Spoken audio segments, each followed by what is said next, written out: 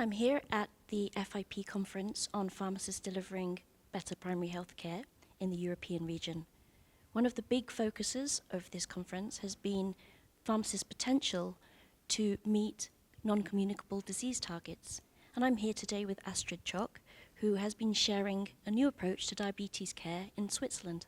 Hi Astrid, welcome. Hello. Please tell us about this approach in Switzerland. We're having a multi-stakeholder approach. That means I'm working for an interprofessional association to elaborate on guidelines and implement them into the practice. And we looked at diabetes care in Switzerland. We found that there are gaps in certain areas, especially in the secondary prevention of complications such as foot amputations or foot insensitivities. And the whole multi-stakeholder group actually defined measures which could overcome these gaps. And what kind of stakeholders are these involved in the working group, and why is it important to have an interprofessional approach? We have a working group for diabetic foot ulcers, meaning we want to set up guidelines or a flow chart where to refer the patient in the right time, and because this is the main problem, that the patient is always referred to too late to the right person. So the interprofessional working group has everybody who has contact with an open foot, with wounds on the feet.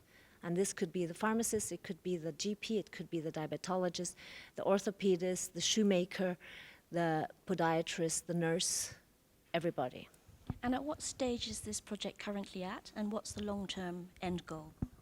We already defined some specialist guidelines for infectious feet and different other problem feet, but now the main issue is we have to make a flow chart and a checklist where we put in the criteria, we define the criteria for the correct referral. And after we have this flow chart and the checklist, we're going to test it in the practice and see if it's feasible, if it brings an added value, and if everybody understands it. And once they understand, we can try to get this payments and...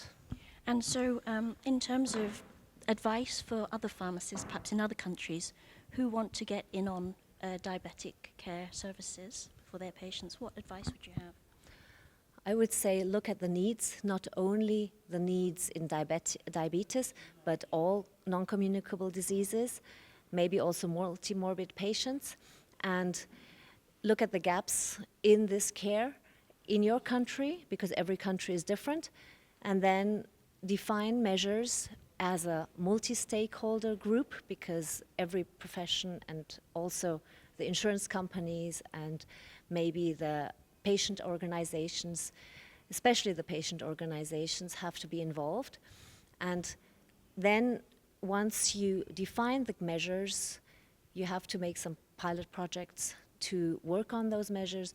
You have to get the right education if the pharmacists have a role inside, which is very important because they are a medical professional and there's a lack of GPs in many countries. And once you have the education, you have the gaps, you go to the government and you say, these are our problems in our country, we can overcome it, we have a solution. So thank you for sharing your strategy with us, Astrid. This is Lin Nam Wang reporting for FIP.